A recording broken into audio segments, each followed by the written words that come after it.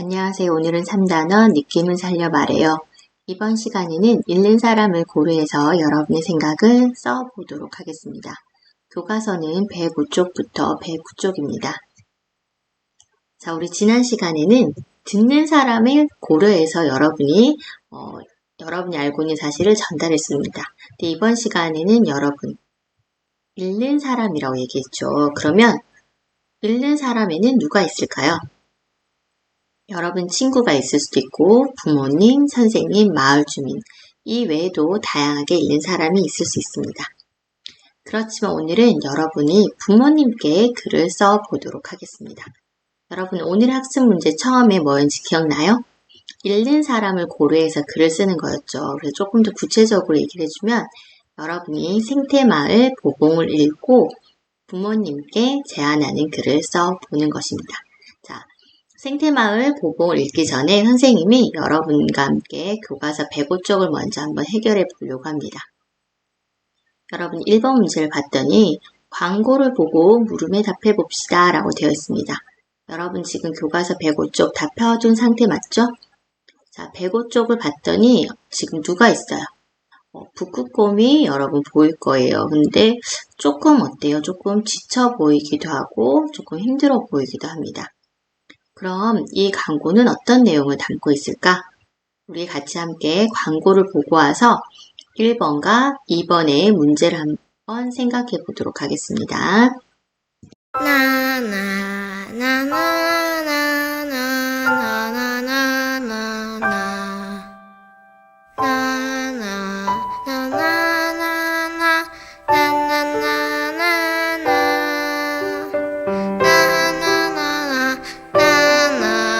어느새 그들의 이야기가 우리의 이야기가 되고 있습니다. 더 늦기 전에. 자, 여러분 영상을 모두 잘 보고 왔나요? 이 영상은 환경 문제가 담긴 광고였습니다. 여러분 이 광고를 봤더니 아마 여러 가지 생각이 떠오르곤 할 것 같아요. 그럼 광고 본 걸 떠올리면서 1번 문제와 2번 문제를 여러분이 영상을 잠깐 멈추고 스스로 학습해 보도록 하겠습니다.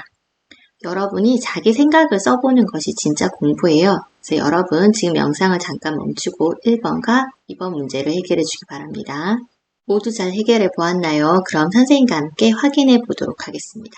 여러분이 쓴 것들이 대부분 맞을 거예요. 선생님이 보여주는 것 말 그대로 예시 답안이에요. 예시이기 때문에 여러분이 쓴 걸 지우고 선생님이 쓴 걸 다시 쓸 필요는 없어요. 의미가 통하면 다 맞습니다. 그럼 1번 문제를 같이 한번 해결해 보도록 합시다. 북극곰은 어떤 어려움을 겪고 있었나요? 그죠? 빙하가 녹아서 생존의 위협을 받고 있습니다. 이런 문제 외에도 2번 우리 주변에는 어떤 환경 문제가 있나요? 여러분이 아마 여러 가지를 적었을 것 같아요. 미세먼지라든가 쓰레기 문제라든가 수질오염, 토양오염, 대기오염도 역시 여러분이 아마 많이 썼을 것 같아요. 그럼 이제 2번 문제를 함께 해결해 보도록 하겠습니다. 자, 2번도 여러분이 아마 잘 썼을 거예요. 선생님의 예시 답안입니다. 광고를 보고 여러분 어떤 생각이 들었나요? 선생님은 북극곰에게 너무 미안했어요. 그리고 이제 환경을 보호해야겠다는 생각도 들었고요. 우리도 환경 오염으로부터 더 이상 안전하지만 않고 위험할 수 있겠다고도 생각을 하였어요. 자, 이건 선생님의 예시고요. 여러분도 아마 비슷하게 많이 썼을 것 같아요. 환경을 더 이상 오염시키지 않아야겠다. 이런 의미가 들어가도 다 맞습니다. 그럼 여러분, 이런 환경을 보호하기 위해서 우리가 할 수 있는 일은 무엇이 있을까? 광고에도 몇 가지 이렇게 나왔었어요. 재활용을 분리 배출하거나 음식을 남기지 않고 다 먹거나 가까운 곳은 걸어 다니거나 계단을 이용하거나 학용품을 아껴 쓰는 거나 이런 것들이 사실 우리가 다 할 수 있는 일이에요. 여러분이 실천할 수 있는 일. 그래서 여러분이 아마 쓴 것도 선생님 참 많이 궁금하긴 해요. 여러분은 어떤 걸 썼을까? 잘 썼겠죠? 자, 우리 그럼 이제 교과서 106쪽으로 넘어가겠습니다. 우리가 오늘 해야 할 글이에요. 자, 생태마을 보봉을 읽고 여러분이 부모님께 제안하는 글을 쓰는 건데요. 교과서 106쪽, 107쪽을 펴주기 바랍니다. 106쪽, 107쪽에 이렇게 환경을 생각하며 생태마을 보봉을 읽어봅시다 라고 나오는데요. 여러분 106쪽과 107쪽 글을 읽기 전에 108쪽의 4번 문제를 먼저 봐주길 바래요. 4번 문제를 보면은 생태마을이 되기 전에 보봉은 어떤 마을이었는지, 보봉을 생태마을로 가꾸려고 주민들은 어떤 것을 실천하기로 했는지, 알뮤티우스 휴스터시가 보봉으로 이사한 까닭은 무엇인지, 우리 지금 세 가지를 묻고 있죠. 그래서 여러분 4번 문제를 생각하면서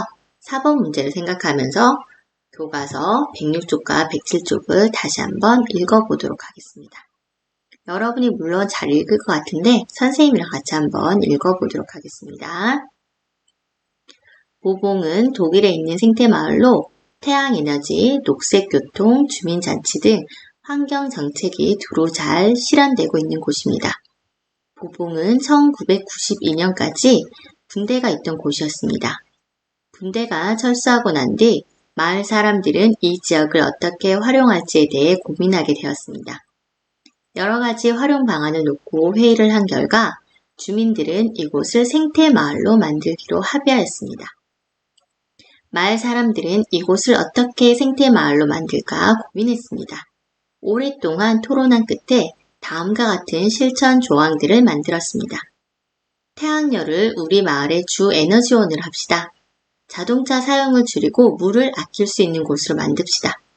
콘크리트를 쓰지 않는 곳으로 만듭시다. 이런 노력으로 보봉은 생태마을이 되었습니다. 보봉 생태마을의 주민인 알뮤튜스 휴스터시는 다음과 같이 말했습니다. 보봉 마을에는 전력 생산 주택이 있습니다. 열 손실을 최소화한 주택에 태양전지를 지붕 위에 얹은 공동주택입니다. 이 주택의 태양전지가 1년간 생산하는 전기는 한 가구당 약 7,000kW 정도입니다. 대개 가정에서 필요한 양이 5,500kW 정도입니다. 남는 전력은 인근 발전소에 팔아서 월 평균 100유로, 약 14만원 정도의 수익을 얻습니다. 또 보봉마을에는 개인 주차장이 없습니다. 그 대신 정원과 공원, 어린이 놀이터, 자전거 주차장이 있습니다. 이 마을에 들어와 살려면 개인 주차장을 짓지 않겠다고 약속해야 합니다. 그 대신 유료 공동 주차장이 있는데 차 한 대당 주차장 이용료로 3,700유로, 약 500만원을 내야 합니다. 상황이 이렇다 보니 아예 차를 사지 않는 주민이 많습니다. 전차 같은 대중교통을 이용하거나 자동차를 함께 타거나 빌려 타는 승용차 함께 타기가 활발하게 이루어지고 있습니다. 저도 보봉이 어린 아이들의 천국이라는 점 때문에 이사를 했고 이곳에서 아이를 낳고 길렀습니다.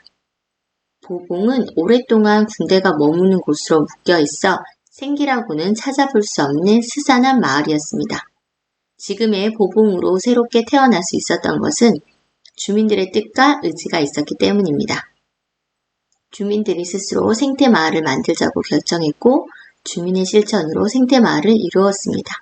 차 없는 마을, 자원순환 마을, 태양광 에너지 주택마을. 이것은 모두 주민이 실천하지 않았다면 불가능했을 것입니다. 와, 정말 특별한 마을인 것 같아요. 이 보봉은 여러분 그림에서도 아니 사진에서도 보이듯이 보봉마을은 차가 없다고 되어 있습니다. 그죠?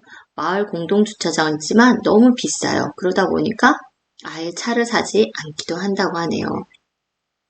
자, 우리 그럼 책을 잘 함께 읽어보았으니까 이제 뭘 해야 될까요? 4번 문제를 한번 해결해 봐야 될 것 같습니다.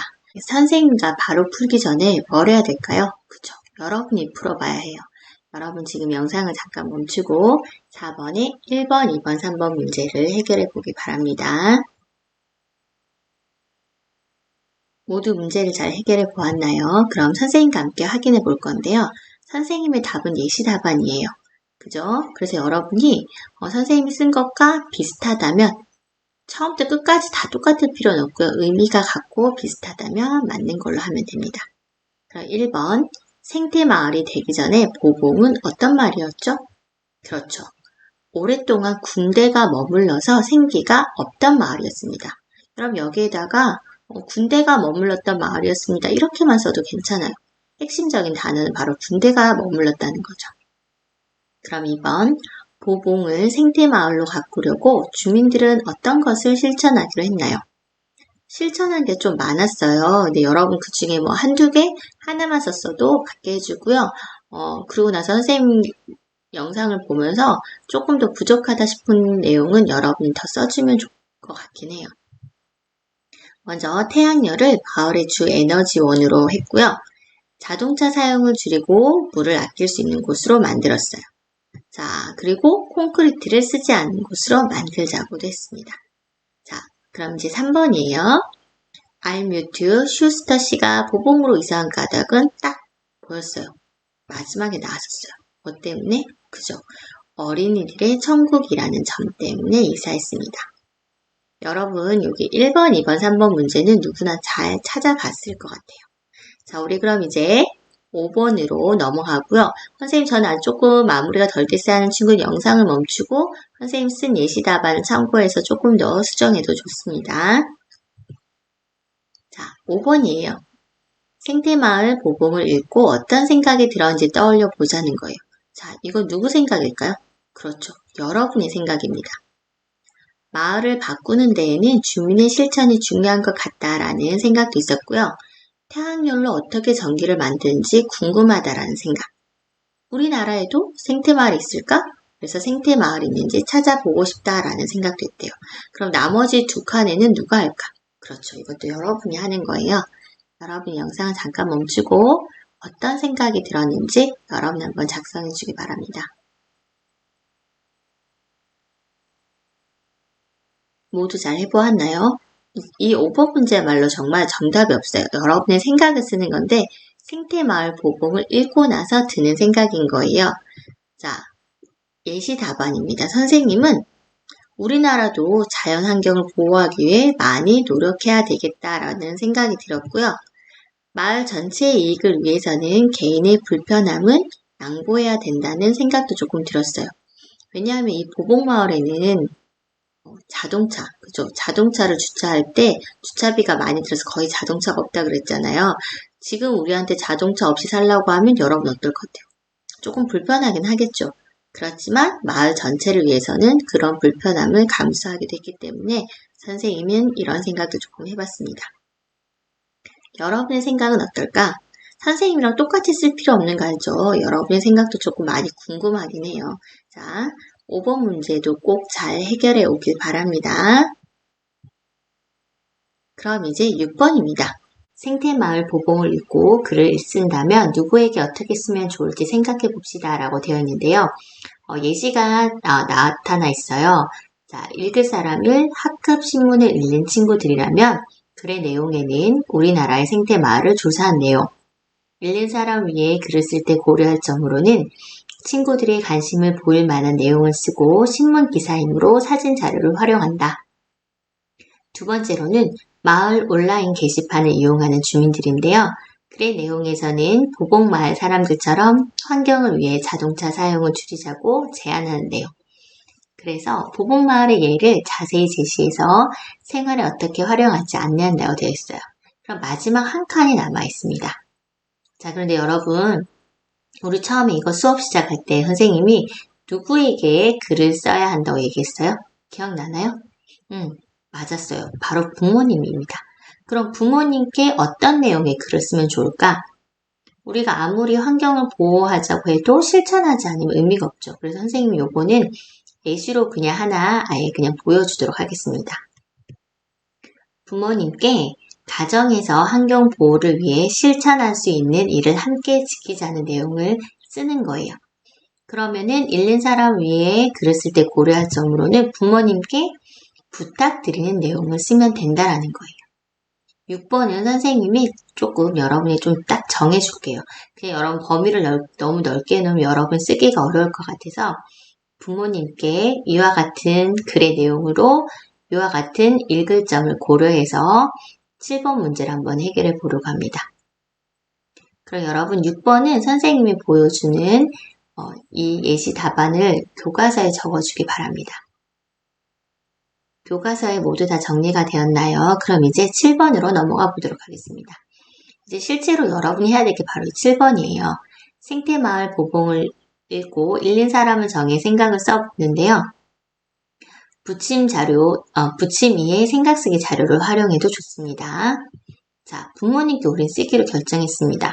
선생님이 여러분한테 지금 바로 부모님께 생태마을 보봉을 읽고 생각나는 거 써봐 하면 여러분 조금 어려울 것 같아서 선생님이 어떻게 쓰면 좋을지 조금 예시를 알려줄게요. 처음에 일단 인사부터 시작해야 되겠죠. 안녕하세요. 저는 땡땡땡입니다. 살기 좋은 마을을 만들기 위해 부모님께 드릴 말씀이 있습니다. 이와 같이 인사를 하고 소개를 하고 글을 쓰는 이유를 밝히는 거예요. 그러고 나서 우리 생태마을 보봉을 읽었잖아요. 그래서 여러분이 보봉마을을 소개해 보는 거예요.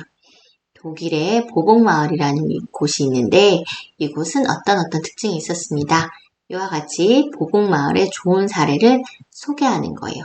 소개를 하고 나면 이제 뭘 해야 될까요? 그쵸. 보봉마을에서 이렇게 실천해서 좋아 보였잖아요. 그래서 여러분이 부모님께 이제 제안하는 글을 쓰는 거예요.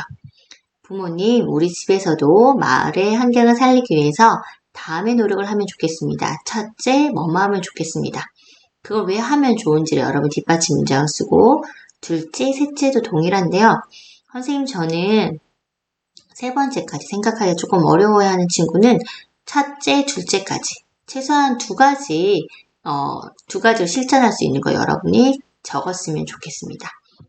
자, 부모님께 이렇게 제안한 내용을 쓰고 마지막으로 뭐 하면 될까요? 그렇죠. 끝인사예요. 우리 가족이 함께 실천하여 마을 환경을 깨끗하게 만들면 좋겠습니다. 라고 여러분의 생각을 써보는 거예요. 마지막으로 인사와 당부의 말을 적는다면 7번 문제 이제 끝나는 거예요. 와, 여러분 처음에는 이거 어떻게 써야 될까 조금 많이 막막하고 걱정이 됐을 것 같은데 선생님이 이제 이렇게 어떻게 쓰면 좋을지 안내를 해주니까 여러분 생각을 써볼 수 있겠죠. 그럼 지금부터 영상을 멈추고요. 여러분이 부모님께 제안하는 글을 써보도록 하겠습니다.